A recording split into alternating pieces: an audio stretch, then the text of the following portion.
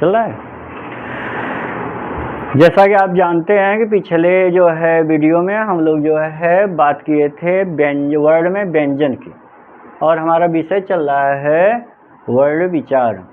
और वर्ड विचार में हम व्यंजन की और स्वर की और व्यंजन की जो है व्याख्या कर चुके हैं। स्वर स्वतंत्र ध्वनि होती है जिसको बोलने में किसी अन्य वर्ड की सहायता नहीं ली जाती है, और जो है व्यंजन में जो है आप स्वर की सहायता लेते हैं। तो आप कह सकते हैं कि जो है स्वर जो है स्वतंत्र ध्वनि अर्थात उसे बोलने में किसी अन्य वर्ड की सहायता नहीं ली जाती है, और जो है व्यंजन स्वर की सहायता से बोली जाती है। और ये भी बताया गया कि व्यंजन में जो है आपका स्पर्श व्यंजन कितने होते हैं, व्यंजन कितने होते हैं, स्पर्श व्यंजन कितने होते हैं, अंतस्थ कितने होते हैं, और ऊष्म कितने होते हैं, संयुक्त व्यंजन कितने होते हैं, आपका अनुनासिक व्यंजन कौन कौन है, और स्पर्श व्यंजन कौन है। इस तरह की चर्चाएं हो चुकी थी। और आज जो है हम बात करेंगे, आज का जो विषय वह है हिंदी वर्णमाला। तो हिंदी वर्णमाला में तो वर्णमाला किसे कहते हैं? तो आप कहेंगे वर्णों के सुव्यवस्थित ढंग से रखना ही वर्णमाला कहलाता है। तो क्या लिखेंगे? वर्णों को सुव्यवस्थित ढंग या तरीके से रखना ही वर्णमाला कहलाता है। और जो वर्णमाला होते हैं, हिंदी में जो वर्ण होते हैं वह 52 होते हैं। हिंदी में वर्ड कितने होते हैं? 52 होते हैं। हम जो है 52 वर्डों की आज चर्चा करेंगे। और वर्णमाला में आप जो है स्वर की बात करेंगे, व्यंजन की बात करेंगे, अयोगवा की बात करेंगे, संयुक्त की बात करेंगे, मतलब कितने वर्ण हैं जो आपस में जुड़ेंगे और वर्णमाला के रूप में आपके सामने प्रस्तुत होंगे। तो आपसे प्रश्न पूछेगा कि वर्णों को सुव्यवस्थित ढंग से रखना क्या कहलाता है? तो आप बोलेंगे वर्णमाला। और दूसरा प्रश्न पूछेगा कि हिंदी में वर्ण कितने होते हैं? तो आप कहेंगे 52। अब इस 52 वर्णों में जो है आपका जो वर्ण आता है, इसमें सबसे पहले आता है स्वर।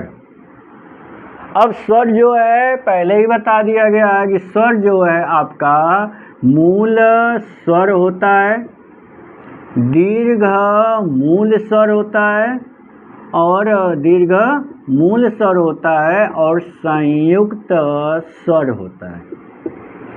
इन तीनों को मिला करके जो वर्ण आपके बनते हैं वह आपके होते हैं 11। तो यहाँ पर मूल स्वर क्या होते हैं? तो आपके 4 मूल स्वर हो गए, और इसमें जो है 3 जो है दीर्घ मूल स्वर हो गए, और जो है 4 आपका संयुक्त स्वर हो गया। और इन सबको मिला करके आप जो है 11 स्वर की बात करते हैं, मतलब 111 जो होते हैं स्वर होते हैं। फिर उसके बाद आपका आता है आपका अंग जो अनुस्वार होता है, और जो आपका विसर्ग होता है, यह जो है आपके 2 होते हैं। अर्थात अंग और यह जो है आपका जो है आता है अयोग वाह, और इनकी संख्या होती है 2। फिर उसके बाद आता है आपका व्यंजन। तो व्यंजन जो है आपका होता है 33। इस व्यंजन में जो है आपका क से लेकर के म तक जो आपका 25 जो है आपका स्पर्श व्यंजन होता है, और य व र ल जो 4 होता है यह अंतस्थ होता है, और स ह आपका जो 4 होता है यह ऊष्म होता है। तो इस तरह से इसको अगर जोड़ेंगे आप तो व्यंजन कितने हो जाते हैं? 33 हो जाते हैं। फिर इसमें एक जो होता है स्र होता है, स्र जो होता है आपका 1 हो जाता है। फिर उसके बाद जो है आपका आता है उत्क्षिप्त व्यंजन। उच्छित व्यंजन ड और ढ, अगर ड और ढ, जो स्पर्श व्यंजन में ड ढ आता है उसके नीचे अगर बिंदु लग जाता है तो इसे उच्छिष्ट व्यंजन कहते हैं। इनकी भी संख्या कितनी हो जाती है? 2 हो जाती है। तो कहा इसकी संख्या जो सरल की 1 हो जाती है।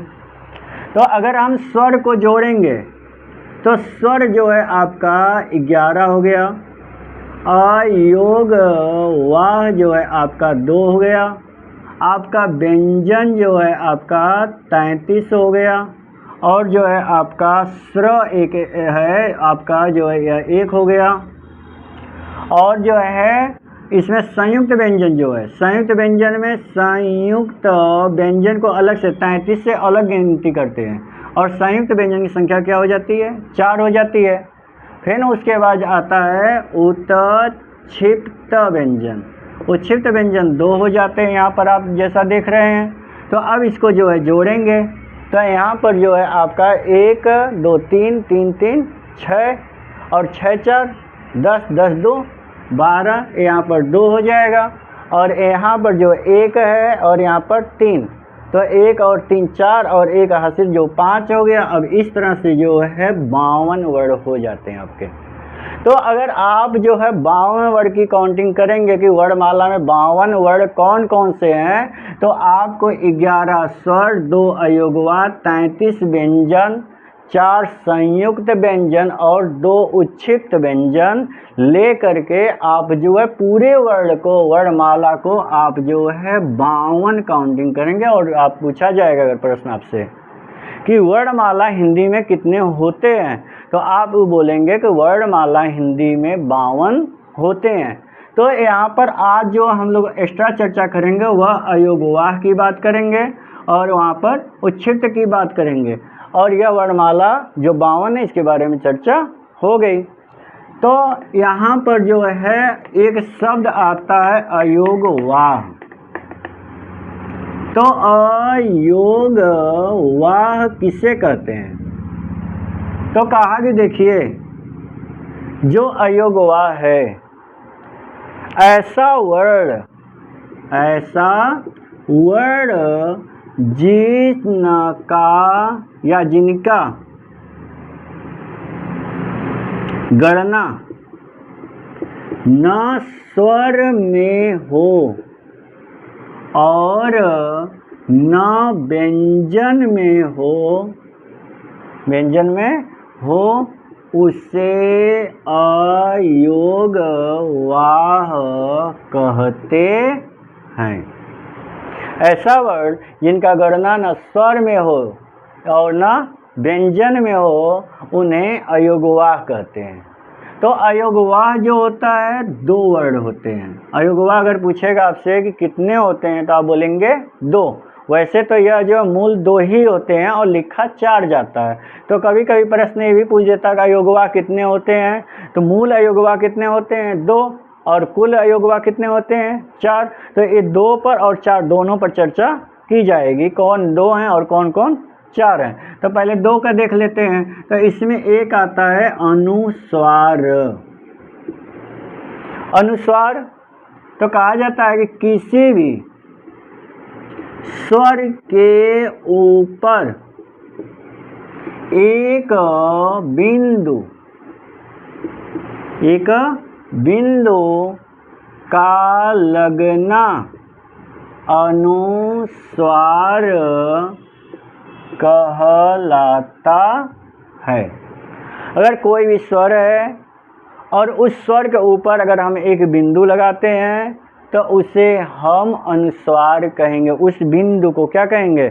अनुस्वार कहेंगे। तो यहाँ पर अगर स्वर अ है या ई है, उ है, ए है, तो इन स्वरों के ऊपर अगर हम एक बिंदु लगा रहे हैं तो यह जो बिंदु है वह होगा अनुस्वार।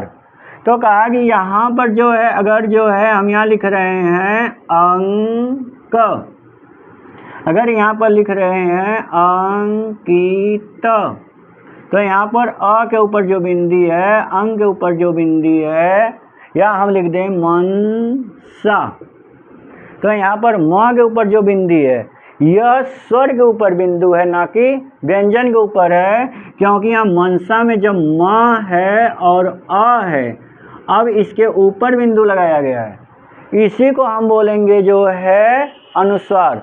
तो कहा कि किसी भी स्वर के ऊपर एक बिंदु का लगना ही अनुस्वार कहलाता है।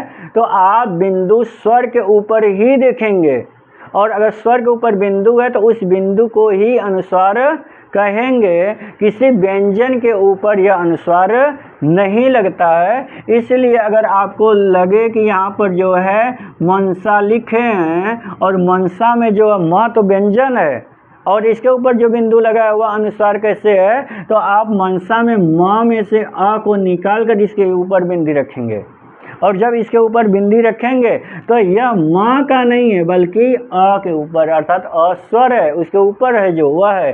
तो आप सीधे सीधे बोलेंगे कि किसी भी स्वर के ऊपर लगा एक बिंदु क्या कहलाता है, तो आप उसका उत्तर देंगे अनुस्वार। या आपसे प्रश्न पूछेगा कि अनुस्वार होता है, तो आप बोलेंगे स्वर के ऊपर लगा एक बिंदु अनुस्वार होता है। फिर उसके बाद आपका आता है अगला, आपका अयोगवा में जो दूसरा वर्ण है वह है आपका विसर्ग। विसर्ग जो है आपका यह भी अयोगवा के अंतर्गत आता है। इसका भी गणना न स्वर में किया जाता और ना ही व्यंजन में किया जाता है। तो आपका जो है विसर्ग जो है यह, इसकी परिभाषा बनाएंगे कि किसी भी स्वर के बाद दो बिंदु का लगना, दो बिंदु का लगना विसर्ग कहलाता है।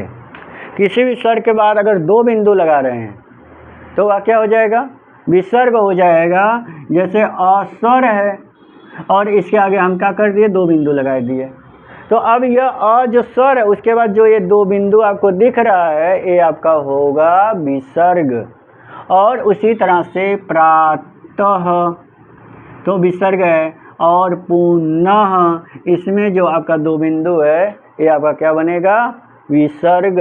तो पुनः को अगर हटाएंगे तो पुनः और अह, तो इस तरह से यह स्वर के बाद ही आप उसको समझेंगे, न कि न के बाद समझेंगे। न तो व्यंजन है लेकिन न में अ जो है वह क्या है, स्वर है, और पुनः में लास्ट अक्षर जो कौन है, अ है और अस्वर है। तो इसके बाद जो बिंदु बनाया जा रहा है वही आपका जो है विसर्ग कहलाएगा। तो इस तरह से अयोगवाह जो है दो होते हैं, एक अंग होता और एक अ होता है। अंग को अनुस्वार, अ को विसर्ग कहते हैं। फिर उसके बाद जो है अब अयोगवाह जो है मूल तो दो ही होते हैं, लेकिन हम चर्चा कर चुके हैं कि वह जो है लिखावट की दृष्टि, बनावट दृष्टि से चार भी होते हैं। तो एक में जो है आपका आता है यह अनुस्वार, ये अयोगवाह है, और एक आता है चंद्र की तरह बनाते हैं और इसके ऊपर चंद्र बिंदु लगा देते हैं, ये भी आपका क्या है, अयोगवाह है। और इसमें जो है आपका एक चंद्र की तरह से बनता है, ये भी आपका क्या है, अयोगवाह है। और यह एक आपका विसर्ग होता है, ये भी क्या है, अयोगवाह है। तो इस तरह से अंग और ये जो है आपका क्या हो जाएगा, अनुस्वार में, विसर्ग में, अर्ध बिंदु, चंद्र बिंदु, ठीक ना। तो यह चंद्र बिंदु, बिंदु और विसर्ग, ये आपका चार अयोगवाह के अंतर्गत आएगा। ये चारों क्या होंगे, अयोगवाह के अंतर्गत आएंगे। तो कहा कि इस तरह से जो है मूल, अगर अयोगवाह पूछेगा कि मूल अयोगवाह कितने होते हैं तो आप बोलेंगे दो, अंग और अह। और अगर ये पूछेगा कुल अयोगवाह कितने होते हैं तो बोलेंगे चार, एक बिंदु, एक चंद्र बिंदु, एक चंद्र और एक दो बिंदु। इस तरह से अयोगवाह चार हो गए, ठीक ना। फिर उसके बाद एक शब्द वर्णमाला में आया था उत्क्षिप्त व्यंजन। उत्क्षिप्त व्यंजन। उत्क्षिप्त व्यंजन क्या होता है? उत्क्षिप्त व्यंजन, उत्क्षिप्त व्यंजन जो है आपका आता है ड के नीचे एक बिंदु और ढ के नीचे एक बिंदु। अगर जो है जो है ड लिखा गया और ढ लिखा गया, ड से डलिया और ढ से ढक्कन, तो यहाँ ड के नीचे बिंदु नहीं है और यहाँ ढ के नीचे भी बिंदु नहीं है, तो इसे हम स्पर्श व्यंजन में ट वर्ग का वर्ण मानेंगे। इसमें क्या मानेंगे? स्पर्श व्यंजन में ट वर्ग का, स्पर्श व्यंजन ट वर्ग का वर्ण मानेंगे। लेकिन अगर इन्हीं के आगे अगर जो है ड और ढ लगा दिया जाए और ड ढ के नीचे बिंदु लगा दिया जाए तो इस वर्ण को अब बोलेंगे उत्क्षिप्त व्यंजन। तो अब कहेंगे कि ड है ढ है और जो है ये ड है और ढ है, ये दोनों प्रयोग कहाँ होते हैं या इसको लिखा कैसे जाएगा शब्दों में, ये तो कन्फ्यूजन करेगा। तो आप यहाँ पर जब इस शब्द से या इस शब्द से कोई शब्द शुरू करेंगे तो वह आपका स्पर्श व्यंजन का ट वर्ग का वर्ण रहेगा। जैसे डलिया, जैसे ढक्कन। तो यहाँ पर ड जो है और यहाँ पे जो ढ है यह आपका स्पर्श व्यंजन का ट वर्ग का वर्ण है। इसे जो है आप मानेंगे स्पर्श व्यंजन का ट वर्ग। लेकिन अगर यही पहले स्थान पर न प्रयोग किया गया और वह दूसरे वर्ण पर स्थान पर प्रयोग किया गया यह वर्ण, तो उसे हम उत्क्षिप्त व्यंजन मानेंगे। जैसे घ है और अड़ है, अब इसके नीचे बिंदु लगा देंगे। अब यहाँ घ देखिए पहले और बाद में, पहले स्थान पे तो है नहीं, अगर पहले स्थान पर आएगा तो इसे स्पर्श व्यंजन का ट वर्ग का वर्ण मान लेंगे और अगर दूसरे स्थान पर आया तो उसके नीचे अनिवार्य है कि आप एक बिंदु लगाएंगे और इसे अब जो है स्पर्श व्यंजन ना मान करके आप इसे मानेंगे उत्क्षिप्त व्यंजन। उसी तरह से पढ़ना, अब यहाँ पढ़ना में जो ड है ये भी आपका उत्क्षिप्त व्यंजन है, ना कि स्पर्श व्यंजन का ट वर्ग का वर्ण है। तो इस तरह से उत्क्षिप्त जब पहले स्थान पर रख करके न रख करके जब उस वर्ण को दूसरे स्थान पर रखते हैं, उत मतलब उठा कर, क्षिप मतलब रख दिया जाए, फेंक दिया जाए, तो ऐसा वर्ण उत्क्षिप्त व्यंजन कहलाता है। और उत्क्षिप्त व्यंजन को आगत व्यंजन के नाम से भी जाना जाता है। इसे आगत व्यंजन के नाम से भी जाना जाता है। जो हमारे 33 व्यंजन हैं उस व्यंजन में यह नहीं लिया गया, ये बाहर से उसमें रखा गया वर्णमाला में, तो इसे ला करके रखा गया। तो आगत मतलब होता आया हुआ और व्यंजन मतलब व्यंजन जो स्वर की सहायता से बोला जा रहा है, इसलिए उत्क्षिप्त का दूसरा नाम आगत व्यंजन होगा। इनकी संख्या 2 होगी, ड और ढ। अब इस तरह से जो है आपका ड ढ के नीचे अगर बिंदु आपको दिखे आज के बाद तो उसे आप उत्क्षिप्त व्यंजन मानेंगे, उसे स्पर्श व्यंजन का ट वर्ग का वर्ण नहीं मानेंगे। तो यहाँ पर बात हुई अयोगवाह और उत्क्षिप्त व्यंजन की। इस तरह से वर्ण में जो वर्णमाला है, वर्णों में सुव्यवस्थित ढंग से रखना ही क्या होता है, वर्णमाला होता है। स्वर कहाँ रखा जाएगा, अयोगवाह कहाँ रखा जाएगा, स्पर्श व्यंजन कहाँ रखा जाएगा, कहाँ अंतस्थ रखा जाएगा, ऊष्म कहाँ रखा जाएगा, संयुक्त कहाँ रखा जाएगा। तो इस तरह से जब वर्णों को आप सुव्यवस्थित रखते हैं एक माला के गुड़िया में, जैसे माल धागा लिए और उसमें गुड़िया कहाँ कौन सी गुड़िया लगेगी, जिस मोती लगेगा, कैसे कहाँ पर लॉकेट लगेगा, इस तरह से व्यवस्थित एक माला बनाते हैं। उसी तरह से हिंदी में कोई वर्णों को सुव्यवस्थित ढंग से आप जब एक क्रम में रख देते हैं तो उसे हम वर्णमाला के अंतर्गत रखते हैं।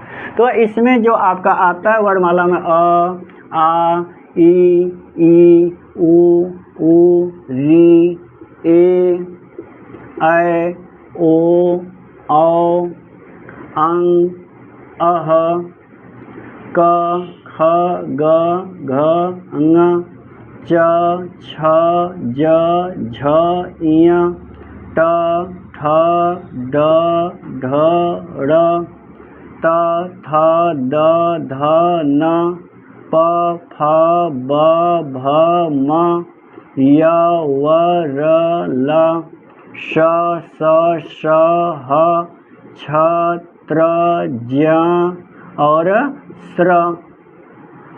तो यहाँ पर जो है आपका स्वर, यहाँ पर आपका अयोग वाह, और यहाँ से यहाँ तक आपका व्यंजन, और व्यंजन में आपका यहाँ से यहाँ तक स्पर्श व्यंजन, यह आपका अंतस्थ व्यंजन, यह आपका ऊष्म व्यंजन, और यह आपका संयुक्त व्यंजन। इनको जो है क्रम से अब इस तरह से रख दिया गया। अब इस तरह से क्रम से जो रखा गया है, इन्हीं वर्णों के क्रम से रखना ही आपका वर्णमाला कहलाता है। और इनकी संख्या कितनी होती है? 52 होती है। आज इस पर चर्चा किया गया।